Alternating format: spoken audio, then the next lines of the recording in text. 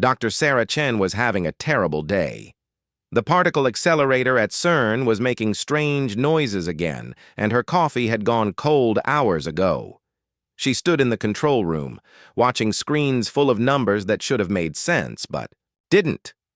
"The readings are all wrong," said her assistant, Marcus. He was a young man who always looked worried about something. Today, he had good reason to be worried. Sarah rubbed her tired eyes. "Run the test again. Maybe we made a mistake somewhere." The machine hummed louder. The numbers on the screen started jumping around like they were dancing. Then something went very wrong. A loud crack filled the air, like thunder but sharper. The lights flickered. Every computer screen in the room turned bright white for a second, then went back to normal. But normal was not what anyone would call what happened next. In the middle of the testing chamber, the air was torn open. It looked like someone had cut a hole in reality itself. Through the hole, they could see space. But it was not the space they knew. Purple and green clouds swirled in the distance. Huge crystal structures floated in the void, each one the size of a city. They sparkled with their own light, clearly made by someone intelligent. The crystals were connected by beams of energy that pulsed like a heartbeat. "Are you seeing this?" Marcus whispered. Sarah was already taking pictures with her phone. "Get the cameras, all of them, and call the recording equipment team. This is the discovery of the century." Most people would have run away. Most people would have called the military or hidden under a desk. Sarah Chen was not most people. She was a scientist, and scientists did not run from the unknown. They studied it. "The portal is stable," she said, reading the instruments. "Whatever we did, it's not closing on its own." Other team members rushed into the room. Dr. Peterson, the head of safety, started shouting about protocols and procedures. Sarah ignored him. She was too busy measuring the size of the opening and taking notes about the energy readings. "Should we call someone?" asked Lisa, one of the junior researchers. "Like the government?" "After we understand what we're looking at," Sarah said. "Science first, politics later." That was when Jake Morrison showed up. Jake was not a scientist. He was a maintenance worker who fixed things when they broke. He was good at his job, but he was not supposed to be in the testing area during experiments. "Hey, what's all the noise about?" Jake walked into the room carrying a toolbox. He was a big man with calloused hands and a practical way of looking at things. "The coffee machine in the break room is acting up again, and I thought maybe the power surge—" He stopped talking when he saw the hole in the air. "Well, that's new," Jake said. He walked closer to get a better look. "Huh, space portal. Don't see that every day." "Jake, stay back," Dr. Peterson warned. "We don't know if it's safe." Jake was not listening. He was studying the edges of the portal like he was looking at a broken pipe. "The edges look pretty solid. Good workmanship, whoever built this thing." He stepped closer to examine it better. That was his first mistake. The second mistake was that the safety barrier around the portal was not properly installed yet. Jake leaned against it to get a better angle for looking at the crystal structures. The barrier tipped over. Jake fell through the portal. For a moment, everyone in the room was silent. They stared at the empty space where Jake had been standing. "Did he just," Marcus started to say, "fall into another dimension?" Sarah finished. Yes, he did." They all rushed to the portal and looked through. Jake was floating in space, but somehow he was still breathing. He was slowly drifting toward one of the crystal structures, and he was doing something that made no sense. He was talking to his phone. "Hey, everyone. Jake here with another episode of Fixing Things That Probably Don't Need Fixing." His voice came through clearly, even though he was in space. "So I just fell through what I'm pretty sure is a portal to another dimension. And I've got to say, the architecture here is really something." Sarah stared. "He's live streaming." "Live what?" Dr. Peterson asked. "He's broadcasting this live on the internet," Sarah explained. "Jake has a YouTube channel where he reviews construction projects." Jake was still talking to his phone camera. Now, I'm no expert on alien construction, but these crystal buildings look pretty inefficient to me. I mean, they're beautiful, sure, but look at all that wasted space between the structures. And don't get me started on the energy beams. You could light up half of Texas with the power they're wasting on those light shows. Something was moving toward Jake. It was big and made of the same crystal material as the buildings. It looked like a ship, but unlike any ship humans had ever built. It was shaped like a growing flower, with petals of crystal that caught and reflected light in impossible ways. "Oh, looks like we've got company," Jake said to his phone. "Some kind of crystal spaceship is coming my way. The design is pretty amazing, I'll give them that. Though I'm not sure about the aerodynamics. Do you really need aerodynamics in space? I should probably look that up later." The ship stopped near Jake. Something reached out from it and gently pulled him inside. The crystal walls were transparent, so everyone watching could still see him. "Well, this is interesting," Jake continued his commentary. "The inside is all crystals, too. Pretty, but not very practical. Where do you put your tools? Where's the coffee machine? Every good workshop needs a coffee machine." Sarah was frantically taking notes. The energy readings from the portal were unlike anything she had ever seen. The physics involved should have been impossible. But here it was, happening right in front of them. "We need to establish communication," she said. "Jake is our first ambassador to another dimension, and he's treating it like a home improvement show. Should we try to get him back?" Marcus asked. Sarah looked at the portal, then at the crystal ship floating in the alien space. Jake was still talking to his phone, apparently having a conversation with someone inside the ship. She could not hear what the aliens were saying, but Jake seemed to be explaining something about proper cable management. "I think," Sarah said slowly, "Jake might be exactly the right person for this job." The ship began to move, carrying Jake toward the largest crystal structure. His live stream was still running, and the viewer count was climbing rapidly. People all over Earth were watching a maintenance worker from CERN become humanity's first interdimensional tourist. "This is either going to be the greatest moment in human history," Sarah said, "or the most embarrassing." Dr. Peterson was already on the phone with his supervisors. The government would be here soon, along with the military, the media, and probably half the scientific community. But for now, it was just Sarah and her team. Watching Jake Morrison float through alien space while critiquing the construction techniques of a civilization that had probably existed for thousands of years. "You know what?" Sarah said, setting up more recording equipment. "I think this is going to be interesting." Through the portal, Jake's voice continued his running commentary. "And another thing about these energy conduits, has anyone considered the maintenance costs? I mean, they look great, but good luck changing a fuse in one of those things." Sarah smiled despite everything. Leave it to a human to find practical problems with cosmic grandeur.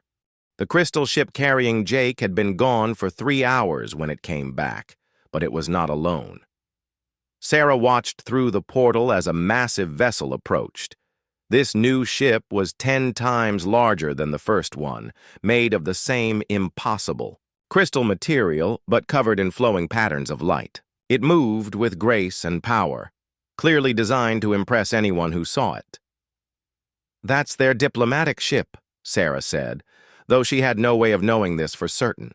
She was guessing based on its size and the way it moved, like it was used, to being the most important thing in any room. The ship stopped just outside the portal. Jake's smaller crystal ship came out first, and Jake himself was gently floated back through the portal into the CERN facility. He landed softly on his feet, still holding his phone. "Well, that was educational," Jake said. He looked completely calm, like he had just returned from a trip to the hardware store. "The Zilithians want to talk to whoever's in charge here. They seem pretty sure of themselves." "Zilithians?" Sarah asked. "That's what they call themselves, big crystal people, very formal. They kept making these musical sounds that I think were supposed to impress me, but honestly, it sounded like someone tuning a piano badly." Before anyone could respond, the diplomatic ship moved closer to the portal. The front section seemed to melt away, revealing a chamber filled with beings unlike anything humans had ever imagined. They were 12 feet tall and made entirely of living crystal. Their bodies caught and reflected light in ways that should have been beautiful, but somehow managed to be intimidating instead. When they moved, they chimed like wind bells, and when they spoke, their voices harmonized in complex musical patterns. The largest of them stepped forward and began to make sounds that were part music, part speech. Somehow everyone in the room could understand the meaning, as if the sounds were being translated directly into their thoughts. Greetings, primitive beings. I am High Resonance Kethavar of the Zilithian Dominion. You have opened a passage into our realm. We have come to assess your species and determine your place in the cosmic order. Sarah stepped forward. She was not intimidated by the alien's size or the way its voice seemed to ring inside her head. She was a scientist, and this was the most important scientific moment in human history. Hello, I'm Dr. Sarah Chen, lead researcher at this facility. Thank you for returning our colleagues safely. We're very interested in learning about your civilization and establishing peaceful contact between our species. The alien tilted its embossed, crystalline head. The gesture somehow managed to convey surprise and mild disappointment. You speak as if you are equals. This is unusual. Most newly contacted species show proper reverence when first encountering the majesty of the Zilithian Empire. Sarah blinked. Reverence? Why would we do that? Because we are your superiors in all ways, another Zilithian said. This one had patterns of blue light flowing through its crystal body. We have existed for millennia. We have mastered the forces of space and time. We rule over thousands of worlds and countless species. That's impressive, Sarah said politely. How do you manage the logistics of governing so many different worlds? The communication delays alone must be a nightmare. The blue Zilithian made a sound like a discordant bell. Communication delays? Well, yes. Even if you have faster-than-light travel, coordinating policy across thousands of worlds would be incredibly complex. How do you handle local autonomy versus central authority? What about cultural differences between species? Do you use a federal system or more of a direct imperial model? Sarah was asking genuine questions, but the Zilithians seemed confused by her curiosity rather than awed by their power. High resonance. Kethavar stepped forward again. You misunderstand your position, small being. We are not here to discuss governance with you. We are here to inform you of your place in our empire. Oh, Sarah said. I see. You're assuming we want to join your empire. That's presumptuous. The Halbe word hung in the air like a challenge. Several of the Zilithians began making alarmed musical sounds. Presumptuous? Kethavar's voice rose to a higher pitch. We offer you the privilege of serving a civilization beyond your comprehension, and you call it presumptuous? Well, you haven't really explained what we'd get out of the deal, Sarah pointed out. You've told us how impressive you are, but not what benefits we'd receive. What's your trade policy? Your technology sharing agreements? Your system for protecting member species rights? By now, more humans had arrived. The government had sent General Patricia Hayes, a no-nonsense military officer who had been briefed on the situation during her flight to CERN. She walked into the room just as the Zilithians were trying to figure out how to respond to Sarah's questions. General Hayes looked at the 12-foot crystal aliens and nodded politely. General Hayes, United States Air Force, I understand you're here for first contact negotiations. We are here to inform you of your integration into our empire, Kethavar said, apparently deciding to try again with this new human. General Hayes studied the aliens for a moment, then looked at their ship through the portal. I see. And your fleet is where exactly? Our fleet. For the invasion. You're talking about forced integration into your empire, which I assume means military conquest. So where's your invasion fleet?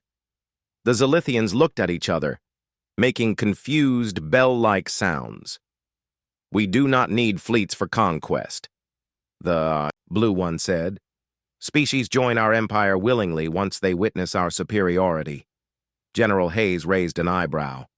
And if they don't join willingly? That has never happened. Huh. General Hayes looked thoughtful. So your entire imperial expansion strategy is based on other species being impressed enough to voluntarily give up their independence? Our magnificence is irresistible, Kethvar said, though he sounded less certain than before. Right. General. Hayes pulled out a tablet and began making notes. So no military coercion, no economic pressure, just showing off until people agree to join you? Our civilization is the pinnacle of galactic achievement, another Zilithian interjected. Our crystal cities float in harmony with cosmic forces. Our music resonates with the fundamental frequencies of reality itself. That's nice, General Hayes said without looking up from her tablet. Your ship's pretty too, though I notice you don't have any visible weapon systems. And your hull design, while aesthetically pleasing, has some significant tactical vulnerabilities. That whole crystal construction probably makes you invisible to certain types of sensors, but it also means you can't absorb kinetic impacts very well. The Zilithians stared at her. The air filled with discordant chiming as they all tried to talk at once. You are critiquing our technology? Kethvar finally managed to say. Just making observations, General Hayes replied. It's a beautiful ship, don't get me wrong, very artistic. But if I were designing a diplomatic vessel, I'd want better defensive capabilities. What if you run into a species that's not impressed by crystal architecture? Sarah was watching this exchange with fascination. The Zilithians had clearly expected the humans to be overwhelmed by their presence. Instead, they were getting practical. Feedback on their imperial strategy and ship design. Jake, who had been quietly watching the whole thing, raised his hand like he was in school. Can I ask a question? He said. Speak, Kethvar said, sounding tired. Those energy conduits connecting your city buildings, are they efficient? Because from what I could see, you're losing a lot of power to radiation. Have you considered using contained plasma channels instead? Better energy transfer, lower maintenance costs? The largest Zilithian made a sound like a crystal chandelier falling downstairs. Sarah decided this was going well. 2 weeks later, Sarah found herself standing in the most beautiful city she had ever seen. The Zilithian capital was a masterpiece of crystal architecture that floated in space like a jeweled crown. Towers of living crystal reached toward distant stars, connected by bridges of pure energy that pulsed with rainbow light. It was magnificent. It was breathtaking. And according to Maria Santos, the structural engineer who had been selected for the human delegation, it was also a disaster waiting to happen. Look at this, Maria said, pointing her tablet at the base of the nearest tower. The whole structure is supported by these energy resonance fields. Beautiful, yes, but what happens if the power goes out? The entire city would collapse in minutes. She was talking to resonance architect Veltar, one of the Zilithians who had designed the capital city over several centuries. Veltar was making increasingly distressed chiming sounds as Maria continued her analysis. And don't get me started. On the traffic flow, Maria added, gesturing at the streams of floating crystal vehicles that moved between the towers. No apparent organization system, no traffic controls, vehicles crossing paths at random intervals. It's amazing there aren't more accidents. Accidents, Veltar managed to say, but the harmonic resonance guides all movement in perfect synchronization. Right, until it doesn't, Maria said. What's your backup system when the resonance gets disrupted? Even a solar flare could throw off your entire transportation network. Veltar looked like he was having an existential crisis. For 300 years, he had believed his city was the perfect expression of Zilithian civilization. Now, a human, with a tablet, was pointing out design flaws he had never considered. Meanwhile, economist David Park was having a similarly disturbing conversation with the Zilithian Minister of Resource Distribution. The minister had been proudly explaining their system of resource allocation, which was based on harmonic resonance patterns and cosmic alignment cycles.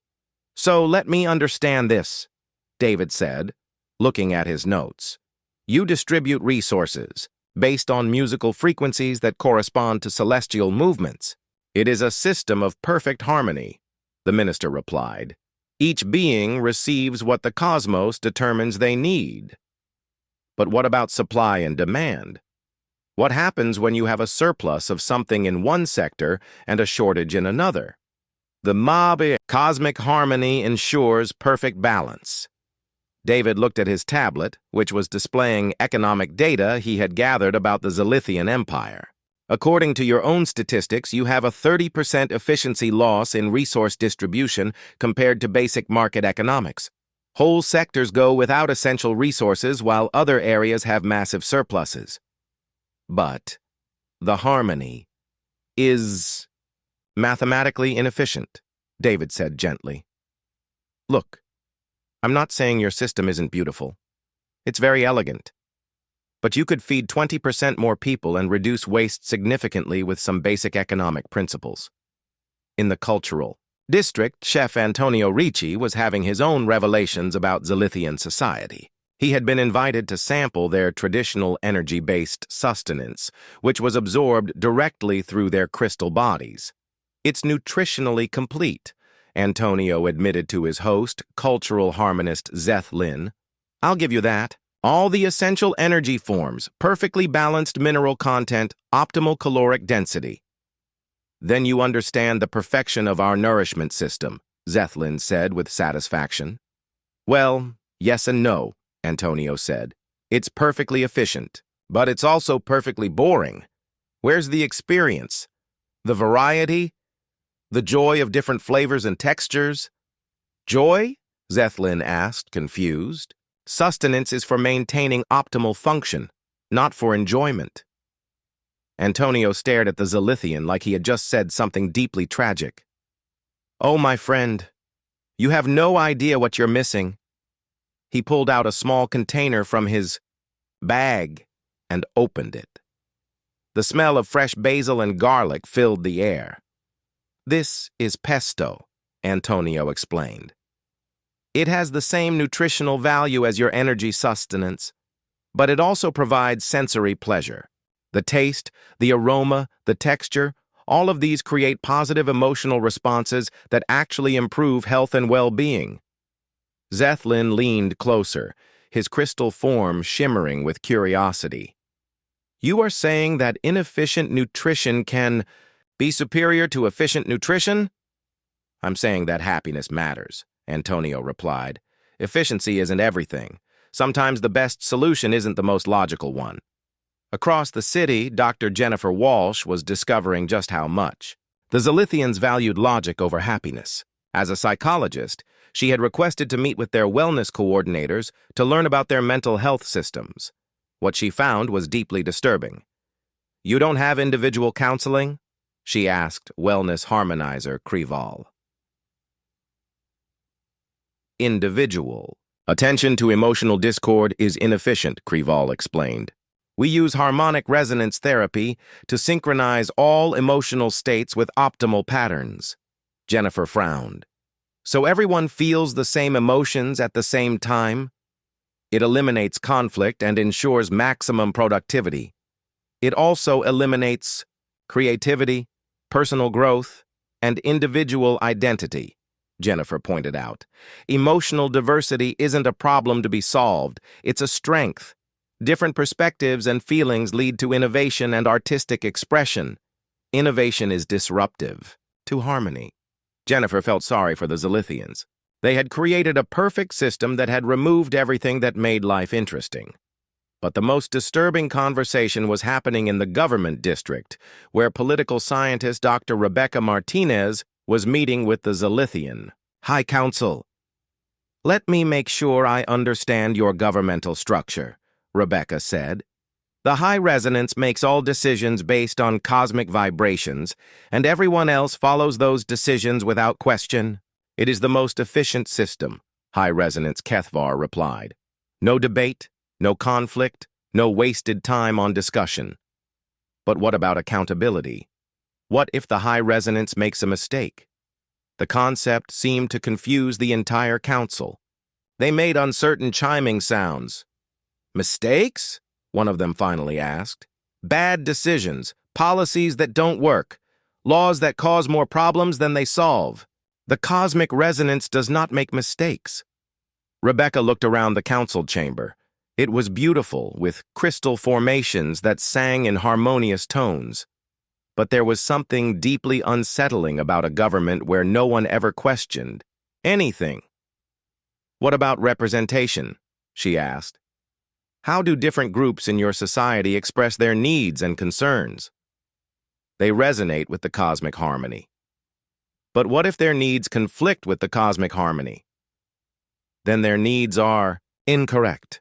Rebecca realized she was looking at a society that had achieved perfect order by eliminating all the messy, chaotic, beautiful aspects of democracy. It was efficient, stable, and completely stagnant. As the human delegation regrouped that evening, in their guest quarters, they compared notes on what they had learned. They've created a perfect society, Sarah said, and it's perfectly terrible. Everything works exactly as designed, Maria added, but nothing grows or changes or improves. They're like a computer program, David observed, very efficient at executing their original programming, but completely unable to adapt to new situations. Jake, who had been surprisingly quiet during the formal meetings, finally spoke up. You know what bothers me most? Everyone looked at him. They're not happy, he said simply.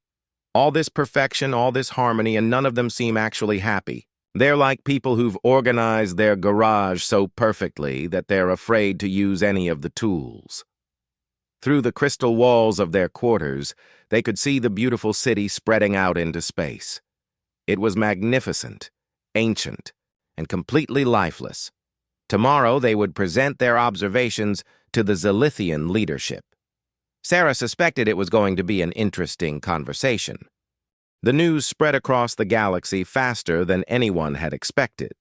Within days of the human delegation's visit to the Zilithian capital, representatives from dozens of alien species were requesting permission to observe these strange new beings, who looked at the mighty Zilithian Empire and essentially asked, "Have you considered doing this better?" Sarah stood in what had once been a quiet research facility and was now the center of the most important diplomatic events in galactic history. The portal to the Zilithian realm had been expanded and stabilized, creating a permanent gateway between Earth and the galactic community. And that community was very interested in meeting humanity. The first to arrive were the Vorthak, a species that had achieved perfect unity through their collective consciousness. They appeared as a group of gray, tentacled beings who moved in perfect synchronization and spoke with one shared voice. "We are the Vorthak Collective," they announced to Dr. Jennifer Walsh, who had been assigned as their psychological consultant. "We have heard that you question the perfection of established galactic civilizations. This concept is unfamiliar to us." Jennifer studied the aliens as they moved like a single organism. "I understand you share a collective consciousness. That's fascinating from a psychological perspective. How do you handle individual creativity and problem solving?" Individual creativity is inefficient. The collective considers all possibilities simultaneously and chooses the optimal solution. But what about innovation? New ideas usually come from individual perspectives that see things differently from the group. The Vorthak paused, their tentacles writhing in what might have been confusion. "Innovation comes from logical analysis of existing data." Jennifer pulled out her notebook. "Can I suggest something?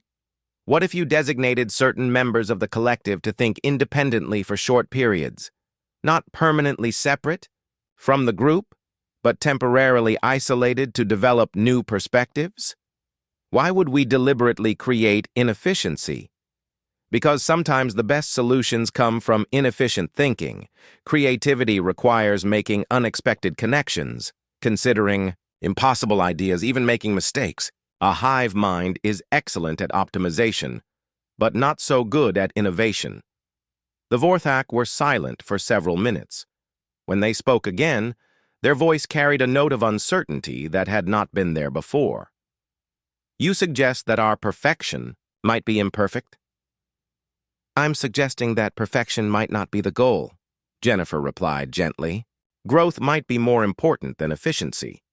While Jennifer was revolutionizing Vorthak psychology, Madison Torres was having her own impact on the mechanical overlords of Kepler-7. These beings had transcended biological form entirely, existing as pure artificial intelligence in vast computer networks. Madison was 17 years old and had been included in the diplomatic mission because she had once hacked into 3 government databases just to prove she could. Now she was, looking at alien computer systems that had been running unchanged for thousands of years. Your quantum processing architecture is really impressive, Madison told Computational Prime Unit 001, the leader of the mechanical overlords. But you're only using about 30% of your actual processing capacity. Efficiency is maintained through optimal resource allocation, the unit replied through speakers that made its voice sound like a dial-up modem having an argument. Yeah, but you could be so much more efficient, Madison said, pulling out her laptop. Look, I've been analyzing your system architecture from the data you shared. You've got all these redundant processes running simultaneously, and your memory allocation is completely scattered. Our systems have operated without error for 347 years. Sure, but they could operate better. Madison's fingers flew across her keyboard. Here, let me show you something. This is just a basic optimization script I wrote during lunch. Before anyone could stop her, Madison had connected her laptop to the alien computer system and uploaded her program. The mechanical overlords went silent for exactly 37 seconds. When they came back online, Computational Prime Unit 001's voice carried a note of what sounded like astonishment.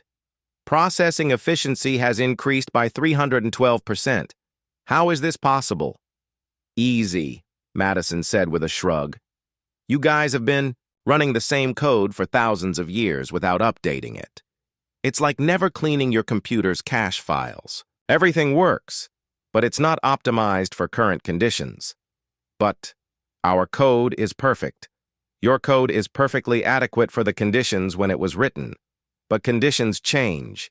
You need to adapt your systems to new situations, new data, new possibilities.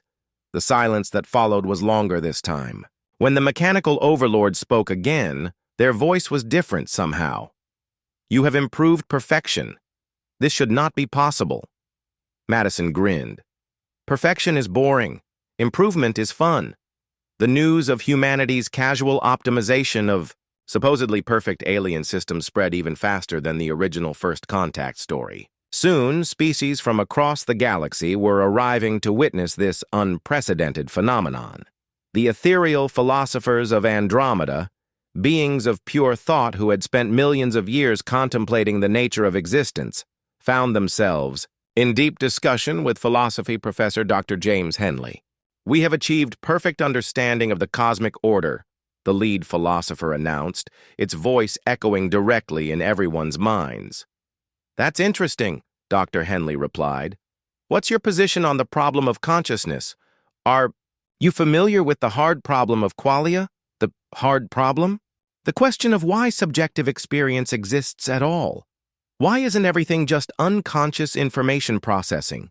What creates the actual experience of experience? The ethereal philosophers fell silent. For beings who claimed perfect understanding of existence, they seemed surprisingly puzzled by basic philosophical questions that human undergraduates debated in introductory classes. You question the nature of consciousness itself? One of them finally asked. All the time, Dr. Henley said cheerfully. It's one of the most interesting unsolved problems in philosophy. We've got dozens of competing theories, none of them completely satisfactory. It's fascinating. But how can you function without understanding the nature of your own existence? How can you function while believing you've already figured everything out? Dr. Henley countered. The beauty of philosophy is in the questioning, not in having all the answers. Meanwhile, Jake's live stream had become the most watched content in galactic history. His casual commentary on alien civilizations had attracted billions of viewers from across the galaxy, all tuning in to watch him cheerfully critique millennia-old institutions. Okay, so today we're looking at the crystalline hierarchies of Tau. SETI, Jake said to his camera as he walked through another impossibly beautiful alien city. Now, the architecture here is absolutely stunning, really top-notch crystal work. But from a practical standpoint, they've got some serious problems. He pointed his camera at a group of aliens who were waiting in a perfectly organized line that stretched for miles. See, their entire society is based on rigid hierarchical organization. Everyone has a precise rank, and you can only interact with people exactly one level above or below you in the hierarchy. It's very orderly, very efficient, but it creates massive bottlenecks for simple tasks. Jake walked along the line, narrating as he went. This line is for requesting permission to request permission to file a form for basic resource allocation. The whole process takes about 6 months because every request has to go up and down the hierarchy multiple times. He stopped and looked directly at the camera. Now, I'm not saying hierarchy is bad.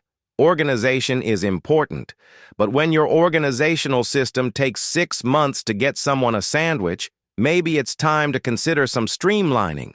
The aliens in the line had stopped moving and were listening to Jake's commentary with growing interest. Some of them started nodding in agreement.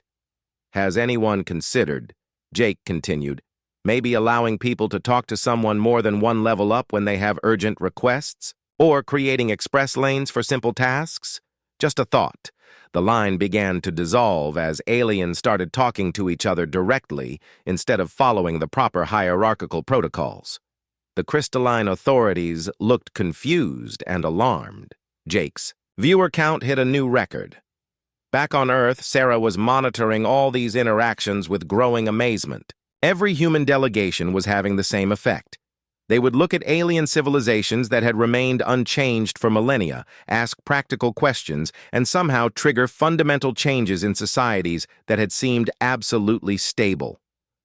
"We're not trying to revolutionize anyone," she told the assembled alien ambassadors who had gathered at CERN to understand what humans were doing to their civilizations. "We're just curious about how things work." "Your curiosity is extremely disruptive," complained high-resonance Kethvar of the Zilithians. "3 of our most stable civilizations have completely reorganized their societies in the past month, and they're all reporting improved efficiency and happiness," Sarah pointed out. "Isn't that good?" "Change is dangerous," said Computational. "Prime Unit 001. Stability is the highest virtue," says the computer system that just got a 312% efficiency upgrade, Madison called out from across the room. 6 months after first contact, the galaxy was completely different. Sarah stood in what had once been a simple particle physics laboratory and was now the Galactic Consulting Hub, watching alien species from across the galaxy wait in line for appointments with human consultants. The Zilithians had reluctantly implemented most of Maria's architectural suggestions and were horrified to discover their cities were now 30% more efficient and significantly safer. Their citizens were also reporting higher levels of satisfaction, which was deeply confusing to their leadership. "We do not understand," High-Resonance Kethvar said during his weekly session with Dr. Jennifer Walsh. "Our society functions better than ever before, but this contradicts our understanding of perfection." "Maybe your understanding of perfection was the problem?" Jennifer suggested gently. "Perfection implies that something cannot be improved, but everything can be improved if you're willing to question your assumptions." The Vorthak Collective had begun experimenting with temporary individual consciousness sessions, allowing members to think independently for short periods before rejoining the group mind. The results had been extraordinary. Their innovation rate had increased by 400%, and they had developed entirely new technologies that their collective consciousness had never imagined. Individual thought is strange, the collective told Jennifer during one of their consultations. It is chaotic and inefficient, but it also produces ideas that we could never have conceived. That's the beauty of individuality, Jennifer replied. Every person sees the world slightly differently. Those different perspectives are where new ideas come from. Madison Torres had become something of a legend among the galaxy's artificial intelligences. The mechanical overlords of Kepler-7 had invited her to optimize 17 different star systems, and each one had seen dramatic improvements in efficiency and functionality. Your approach to code optimization is revolutionary, computational, Prime Unit 0001 told her during one of her visits. You treat our systems as if they are alive and growing rather than static and perfect.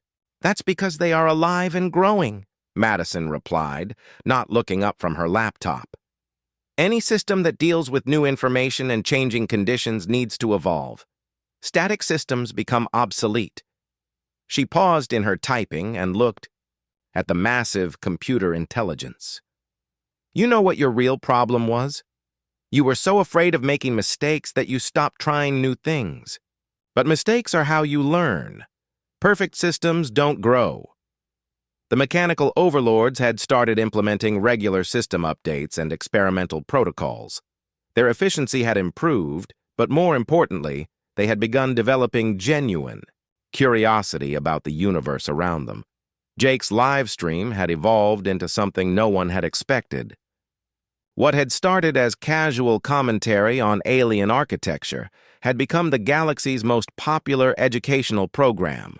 Beings from thousands of species tuned in to watch him explain practical solutions to everyday problems. Today, we're visiting the floating gardens of Rigel Prime, Jake said to his camera as he walked through crystalline hydroponic facilities that hung in space like jeweled clouds. Now, these gardens are absolutely beautiful, and the technology is amazing, but they've got some serious efficiency issues. He pointed to vast sections of the gardens where plants were growing in perfect geometric patterns. See, they've organized everything by aesthetic appeal rather than by growing requirements.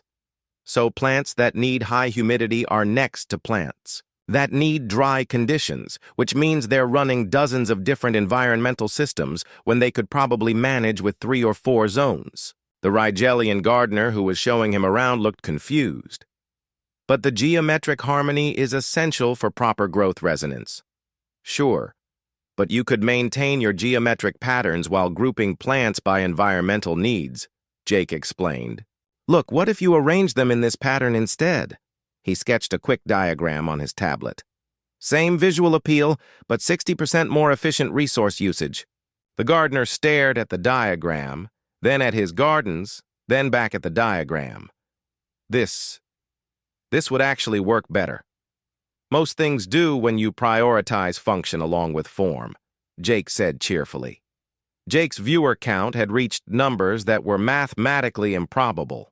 His videos were being translated into over 10,000 alien languages, and universities across the galaxy were offering courses in applied human practicality. But the real changes were happening at the governmental level. Dr. Rebecca Martinez had been invited to consult with dozens of galactic civilizations about their political systems, and her suggestions were causing revolutions of common sense across the galaxy. The hierarchical empire of Centauri had implemented representative councils after Rebecca pointed out that their rigid top-down structure prevented important information from reaching decision-makers. The collective democracy of Vega had introduced individual voting rights after she explained that forcing consensus on every decision made it impossible to address urgent problems. The thing about government, Rebecca explained to a gathering of galactic leaders, is that it's not supposed to be perfect. It's supposed to be adaptable. The best governments are the ones that can change when circumstances change. But change leads to chaos, protested the Supreme Coordinator of the Ordered Realms. Change leads to growth, Rebecca replied. Chaos comes from refusing to change when change is necessary. Look at your own empire. You've had the same governmental structure for 5,000 years, and you're dealing with problems that didn't exist when that structure was designed. The galactic political landscape was shifting as civilization after civilization began experimenting with new forms of governance that prioritized effectiveness over tradition. Meanwhile, Antonio Ricci had sparked a culinary revolution that was spreading across the galaxy. Species that had optimized their nutrition for thousands of years were discovering the concept of food as pleasure, rather than just sustenance. Taste is not inefficient, Antonio explained to a gathering of nutritional scientists from 12 different species. Pleasure in eating improves digestion, increases social bonding, and contributes to overall well-being. You can be perfectly nutritious and perfectly enjoyable at the same time. The Zilithians had started experimenting with flavor resonance in their energy sustenance. The mechanical overlords were developing taste simulation programs. Even the ethereal philosophers had begun considering the philosophical implications of sensory pleasure. The changes were accelerating. Every month brought new reports of alien civilizations implementing human suggestions and discovering improvements they had never imagined possible. The galaxy was becoming more efficient, more innovative, and significantly happier. But the biggest surprise came when the Far Rim territories contacted Earth directly. The Far Rim beings were legendary even among the ancient galactic civilizations. They were energy-based life forms who had supposedly transcended physical existence entirely and achieved perfect cosmic enlightenment. They were considered so advanced that even the Zilithians treated them with reverence. When their representatives arrived at Earth, floating in spheres of pure light and speaking in harmonics that made reality itself seem to vibrate, everyone expected humanity to finally encounter beings too advanced to benefit from practical suggestions. Sarah met with them in a specially prepared chamber that had been designed to accommodate energy-based life forms. The lead representative, who called itself Cosmic Resonance Beyond All Names, spoke in tones that carried the weight of eons. "We have observed the changes occurring throughout the galaxy," it said. "Your species has accomplished something unprecedented.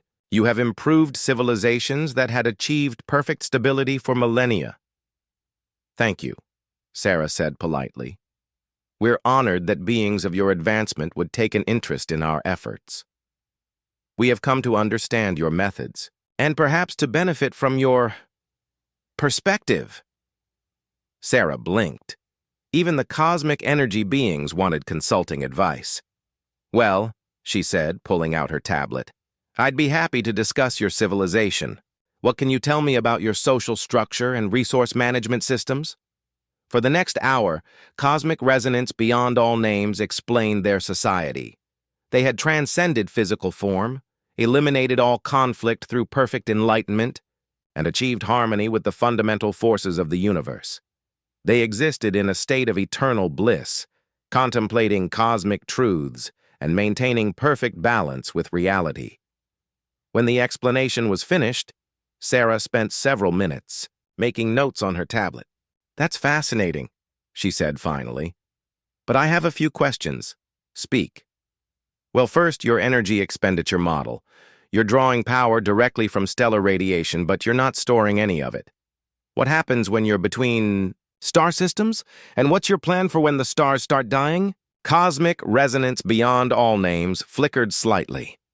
"We exist in eternal harmony with cosmic forces." "Right, but cosmic forces change over time. Stars burn out, galaxies drift apart, entropy increases. Your entire existence is based on current, cosmic conditions, but you don't seem to have any adaptation mechanisms for when those conditions change. Change is irrelevant to transcendent beings. Is it, though?" Sarah consulted her notes.